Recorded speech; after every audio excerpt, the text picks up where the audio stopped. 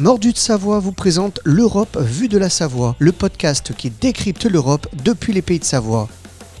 Présenté par Damien Boussicu avec la participation de Henri-Georges Brun, président de la Maison de l'Europe d'Albertville et de la Savoie. Bienvenue dans ce 3e épisode de votre podcast L'Europe vue de la Savoie, toujours en compagnie de Henri-Georges Brun, le président de la Maison de l'Europe d'Albertville et de la Savoie. Et pour cet épisode, on va parler gros sous puisqu'on va parler notamment finances, que gagne la Savoie. Et ma première question, Henri-Georges, c'est quel est le budget de l'Union européenne ? Bonjour Damien, bonjour chers auditeurs. Donc le budget de l'Union européenne, oui, c'est fondamental, c'est capital, c'est très important, c'est vital. Ce budget, il est voté dans le cadre du CFP, c'est-à-dire le cadre financier pluriannuel. C'est-à-dire qu'il est voté pour 7 ans. On vient de voter en 2021 le dernier CFP, donc il va 21-27. Néanmoins, ce budget est révisable année par année. Donc les chefs d'État, les parlementaires, les ministres reconsidèrent chaque année donc, le budget, le réévalue bien souvent.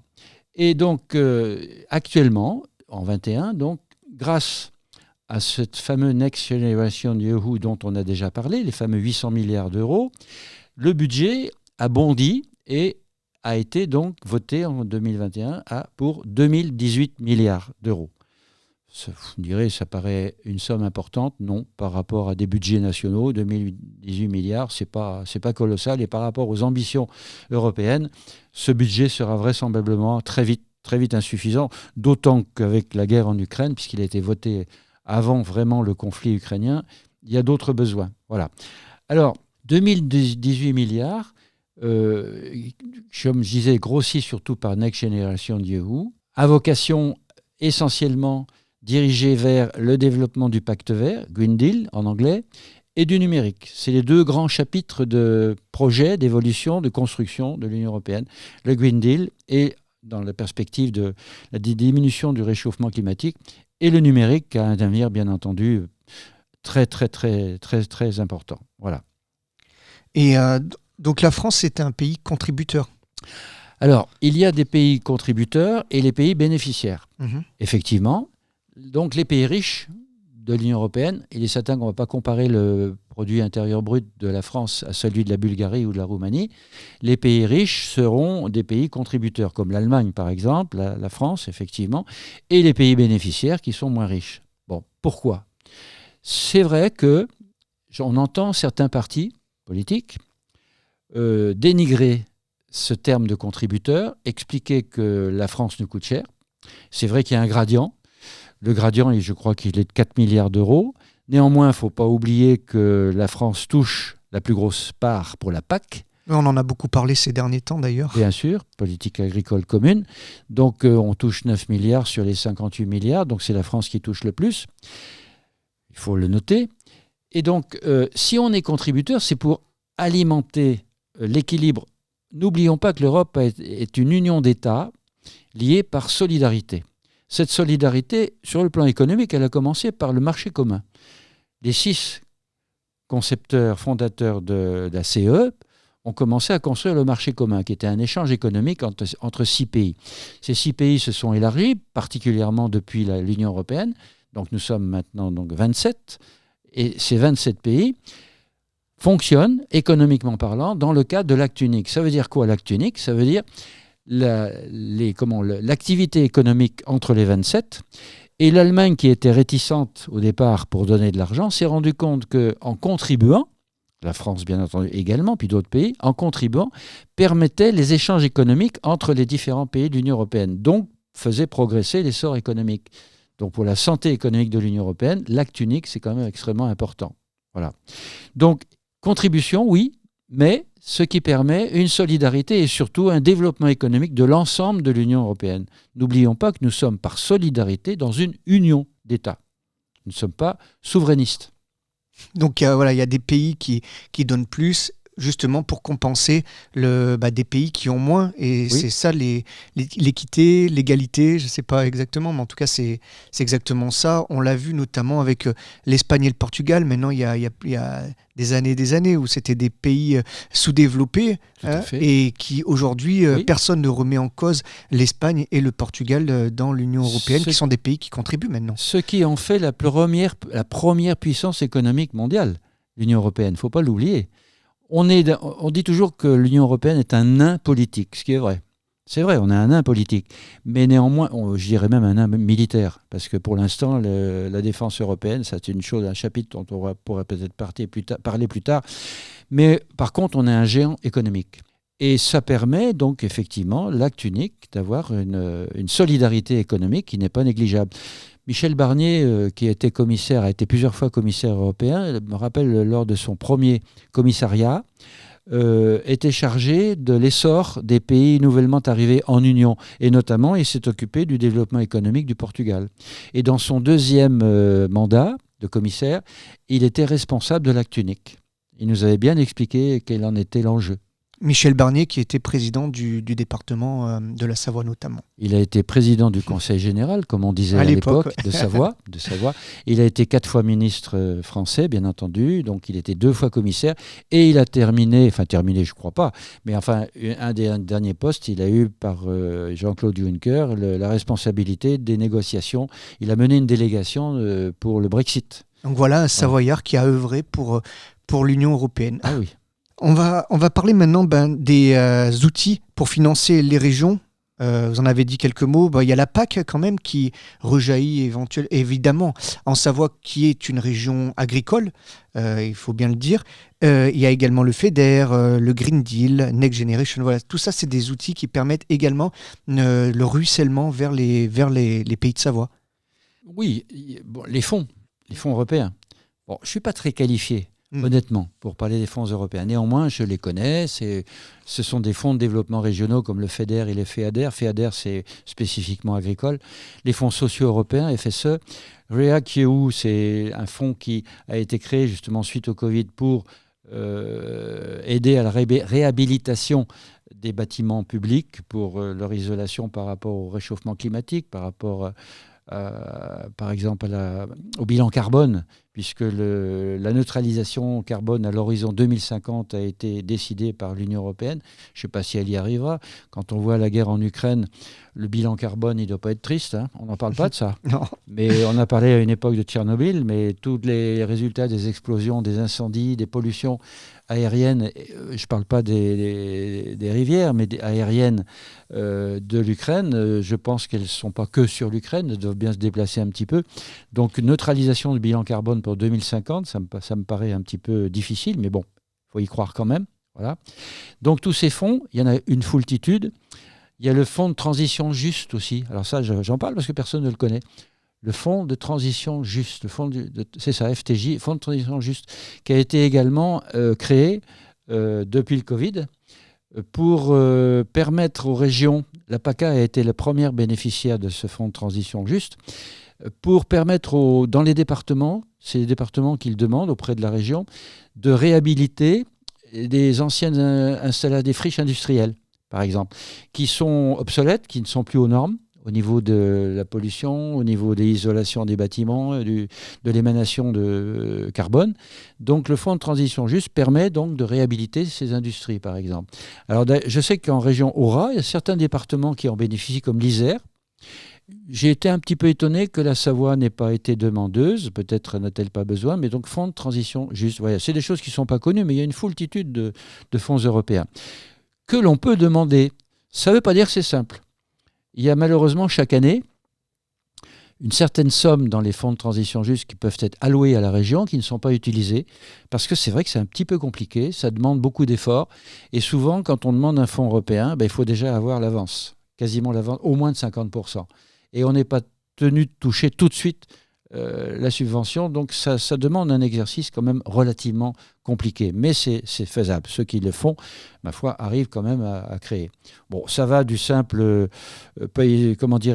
individu Par exemple, un garagiste qui veut rénover son garage, par exemple, un paysan qui veut ajouter une grange à sa ferme ou qui veut installer une unité de méthanisation, etc., peut demander un FEADER, donc Fonds européen d'agriculture régionale. Ça va de ça à des développements collectifs, donc des administrations, des collectivités territoriales, comme par exemple, je l'ai dit dans une émission précédente, la chaufferie bois d'Albertville, par exemple. Voilà, donc c'est assez régional. Le réseau de chaleur, le réseau de chaleur à Albertville. Alors vous avez aussi, on a parlé d'Alcotra, on ne va pas revenir là-dessus, mais on peut parler aussi de la SUERA. Qu'est-ce que c'est que la SUERA ? C'est la stratégie de l'Union européenne pour les régions alpines, que j'ai découverte il n'y a pas tellement longtemps, il y a 2 ou 3 ans. La région Aura a été présidente pendant 2 ans d'ailleurs de cette SUERA, qui pourtant est sous présidence annuelle, mais comme c'était le Covid, donc c'était exceptionnel, Aura a été président de la SUERA. C'est une stratégie qui veut équilibrer les équipements, justement la répartition des fonds européens dans les régions alpines, qui donc amène une cohérence entre les montagnes italiennes, autrichiennes, françaises et d'autres. Alors j'ai fait quelques recherches, j'aimerais juste citer quelques exemples concrets de fonds européens qui ont permis de financer des projets en partie, notamment des projets concrets ici en Savoie. Alors, par exemple, j'ai trouvé qu'il y avait la réhabilitation thermique de logements sociaux à Ugine, par exemple, ou alors le financement également de l'école de la deuxième chance à Chambéry. Et il y a également un programme européen qui est particulièrement intéressant pour nos territoires, c'est Interreg, donc Interrégion, avec notamment deux financements. Donc il y en a un qui s'appelle Duc des Alpes, qui a pour objet d'accroître l'attractivité touristique autour des lieux historiques de la Maison de Savoie. Pour information, c'est 2 422 606 € donc, de l'Europe pour ce projet-là, et qui est un projet interrégion européen France et Italie.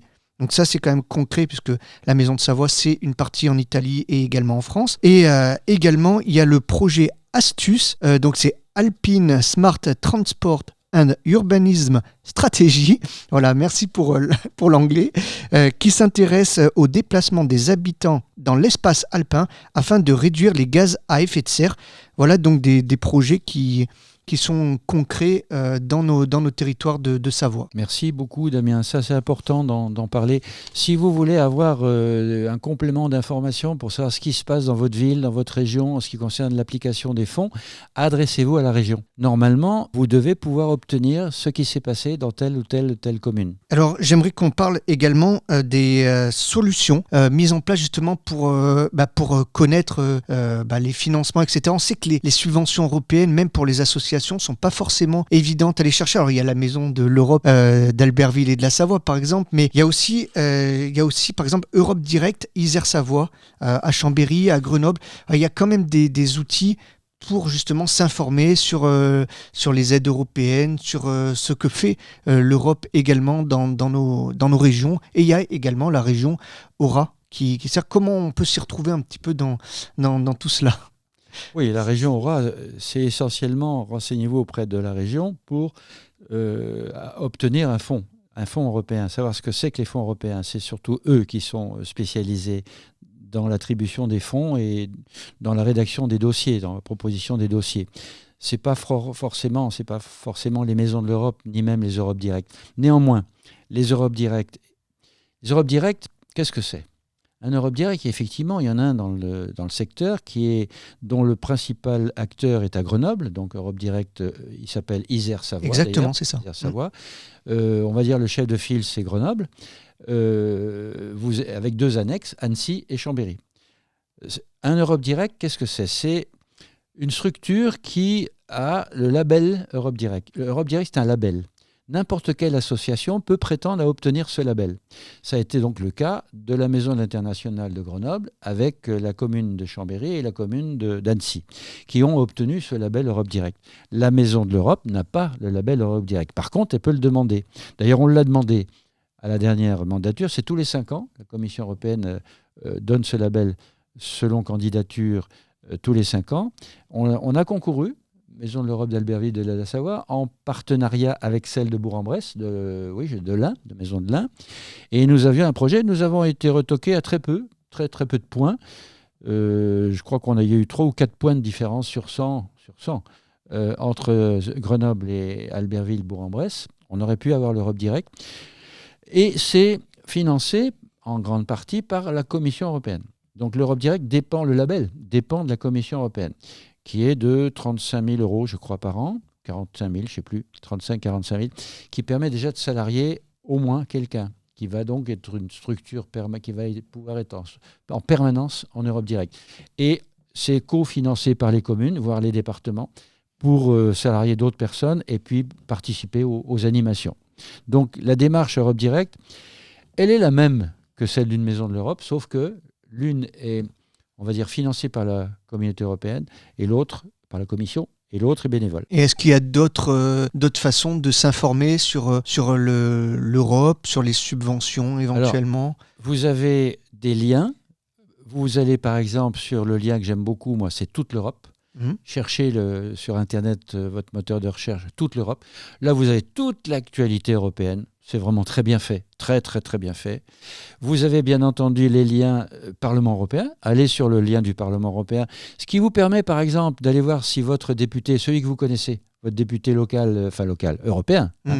Ici en Savoie, nous avons une députée qui habite en Chartreuse, Gwendolyn Delbos-Corfield, c'est la seule Savoyarde des 5 députés en région Aura, qui habite en Savoie. Mais vous allez sur n'importe quel site du député européen que vous connaissez, sur le site du Parlement européen, pour savoir quelles sont ses activités.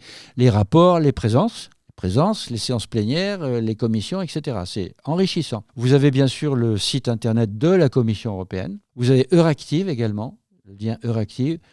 Tout ça, ce sont des liens qui vous permettent d'être au courant de ce que fait l'Union européenne. N'hésitez pas à aller dessus. Alors, comme nous sommes dans la partie finance de ce podcast L'Europe vue de la Savoie, j'aimerais qu'on termine cet épisode sur l'euro, quand même, qui, je pense que personne maintenant ne remet en cause la monnaie unique. Voilà, j'aimerais juste un petit retour sur l'euro et voilà, avoir votre avis justement sur la monnaie unique qui a été tout le monde beaucoup décriée, il faut le dire, et puis finalement qui aujourd'hui n'est plus du tout remise en cause. Je ne crois pas qu'elle soit remise en cause, même par des partis qui voulaient sortir de l'euro et de l'Union européenne.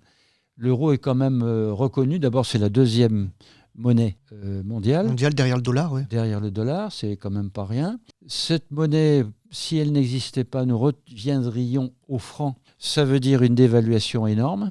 Ça veut dire comment ferait-on pour payer la facture pétrolière et payer les intérêts d'emprunt. Pas oublier que la France a tristement 3 000 milliards de dettes et que rien que le remboursement des intérêts est énorme. Donc ça veut dire que si on dévaluait le franc, on aurait beaucoup plus, la facture serait encore beaucoup plus lourde. Et puis, indépendamment de ces deux sujets énormes, qu'est-ce que c'est pratique ? Oui, c'est ce que j'allais dire. Pour le kidam lambda. Surtout ici en Savoie, où justement, avant, il fallait convertir en lire en Italie. Et aujourd'hui, on a la même monnaie que les Italiens, que les Allemands, que les Espagnols, évidemment. Donc c'est vrai que c'est quand même, d'un point de vue pratique et touristique, c'est quand même... C'est ce qui permet de faciliter la libre circulation des personnes et des marchandises qui ont été décrétées par traité. Et c'est tellement facile. Si je me souviens, un cas personnel, dans les années où nous allions en Bosnie-Herzégovine avec nos camions, parce que nous avons fait quand même 21 convois, il fallait, mon trésorier, quand on rentrait, il s'arrachait les cheveux. Il fallait convertir combien de fois ? 5 monnaies différentes. Ah oui. 5. Le franc, en partant, la lire, passant en Italie, le tolar slovène, le kuna croate et le dinar. D'abord le dinar en Bosnie-Herzégovine, puis ensuite le KM, qu'on appelait le kilo de merde d'ailleurs. C'est-à-dire le Deutschmark convertible. Pourquoi est-ce qu'on l'appelait le kilo de merde ? Parce qu'il ne fallait surtout pas rentrer avec des KM en France, parce que les banques ne vous les reprenaient pas. Donc c'était perdu, ou à moins de retourner et les utiliser dans le pays. Donc le trésorier s'arrachait les cheveux, 5 monnaies différentes. Donc l'euro. On a eu une conférence il y a 15 jours à Albertville, par le président de l'URA, l'Union régionale des acteurs locaux pour l'Europe, encore une autre structure dont d'ailleurs je suis vice-président, sur l'euro. Une magnifique conférence. Il a d'ailleurs écrit un livre sur l'euro qui est à vendre, que l'on peut vendre, Maison de l'Europe là en dépôt, et il nous a montré les différentes pièces de monnaie. C'est des œuvres d'art. certains pays, celle du Vatican par exemple, et d'ailleurs prennent de la valeur parce qu'il y en a très peu. Les gens ne les mettent pas en circuit, ils les gardent pour eux et ça prend de la valeur. Mais c'est des véritables œuvres d'art. Quand on voit en gros plan une pièce d'euro, c'est magnifique, c'est très très beau. Il y a une anecdote que je voudrais vous citer qui est drôle. À l'occasion de cette conférence, donc Alain Riguillon, président de l'URAL, nous a dit qu'il s'est posé la question l'échec. D'ailleurs, la France est encore la championne d'utilisation des chèques. C'est vraiment la championne européenne. C'est elle qui utilise le plus de chèques, bancaires. Bancaire. Et à votre avis, question. Vous avez 2 lignes sur un chèque, d'accord ? À droite, vous avez la case où vous mettez le prix en chiffres. Et au milieu, vous avez 2 lignes sur lesquelles vous écrivez le chiffre en lettres. À votre avis, ce sont des lignes ou des points ? Est-ce des pointillés ? Est-ce des lignes ? Des lignes, je dirais. Des lignes. Ni l'un ni l'autre. C'est une phrase en microscope. Enfin, il faut vraiment une très grosse loupe. Si avec un compte-fil pour diapo, on le voit un peu. Et la phrase, c'est quoi ? Celle de Robert Schuman, on y revient, qu'il a prononcée en 1950, ce fameux 9 mai, qui est un symbole de l'Europe. « L'Europe n'a pas été faite, nous avons eu la guerre. L'Europe ne se fera pas d'un coup, ni dans une construction d'ensemble, elle se fera par des réalisations concrètes, créant d'abord une solidarité de fait. » C'est drôle, hein ? Ouais. C'est amusant. Donc de savoir que c'est une phrase. C'est sur cette anecdote que nous allons conclure cet épisode. Merci encore de participer à ce podcast, l'Europe vue de la Savoie. Merci Damien.